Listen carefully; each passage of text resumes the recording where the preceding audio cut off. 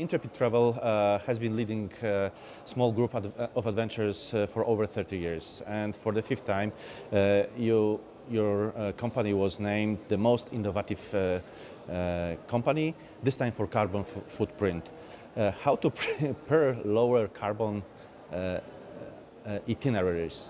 Yes, we have been a signatory of Glasgow Declaration for Climate Action in Tourism, and that is making us commit to try to lower carbon footprint on our trips as much as possible.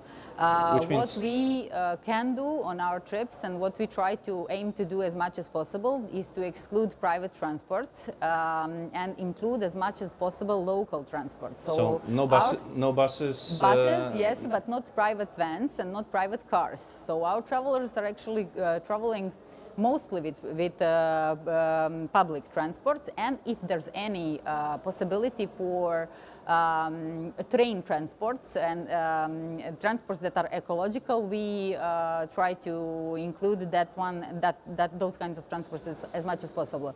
Also, when we source our suppliers and we choose which supplier we are going to work with, we try to see as much as possible to source the eco cars using green energy. For example, for 24th, now we are going to switch our airport transport supplier in Iceland, and we are going to switch to totally ecological and eco cars there. So whenever there's any possibility in any region where we can use any green energy instead of carbon emission transfers. So it's really hard to do this kind of Yes. trip, because if you use public transportation, I know from my private trips, it's you'll have to follow the schedule, Yes.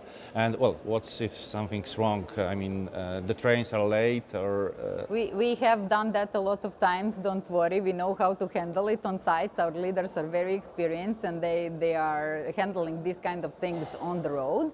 But yes, our travelers are well known that we are using public transports, and we aim to attract travelers that not only want to travel to maybe see some luxury locations and sleep in nice hotels and stuff like that, but they also want to be a part of giving back goodness and preserving our environment and culture. And travel. So they know that the part of all of this is not going to be traveling with private transport. So they are more real. Yes, they are more real, and they are happy to accept these kind of things, because they are, in that way, we are a force of good and not polluting our earth as much. About those real adventures, in one of your programs you've got in Croatia, real food adventure. To me sounds like a challenge. What can I expect in Croatia during this trip? Croatia is a beautiful and very, very rich country due to different diversity of food. We have continental food, and we also have we are Mediterranean countries, so we have seafood. But what is Intrepid is known for trying to provide to our travelers also immersive experiences. So what we are doing on our food tours are mostly culinary workshops. So in Real Food Adventure in Croatia, we are stopping in this beautiful little town of Motovun in Istria, where we are going truffle hunting with our group. Truffle hunting? Truffle hunting, yes. Come on. Then we are actually having a truffles tasting. This is a region which is very known for truffles. As you know, truffles cannot be found, and they are just found. And this is a Motovun forest, which is known for the truffles, one of the best truffles in the world. And we are having a culinary workshop there for our travelers, as well as the truffle tasting. So this very nice family with a very local grandma is presenting the truffle omelets, and they put truffles in cakes and in water and all over the place, so our travelers have the opportunity to both taste and see how the truffles are found. And also then we move down the coast where we go to to taste some soparnik, that is a pastry of a sort, very known in Croatia. And we also had in Lastovo, we had this day that's called Become a Fisherman for one day, so where our travelers could actually meet the local fishermen and go fishing on a boat for one day with them, catch fish and then prepare it and then eat it. So they go for fishing early in the morning. Yes, Come exactly. on. And they pay for that. Yes, we are very smart.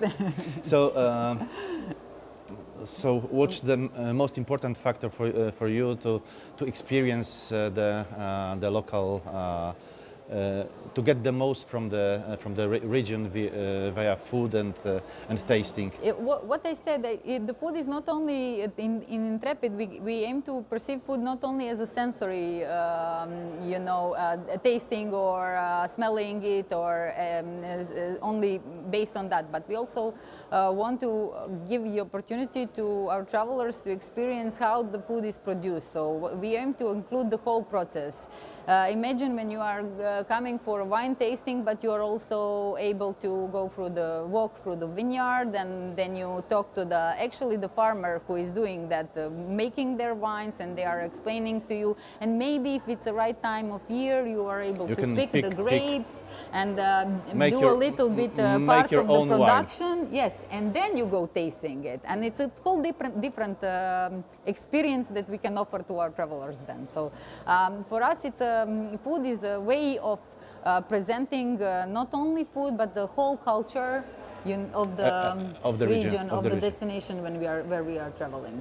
Okay, thank you very much. I'm getting hungry.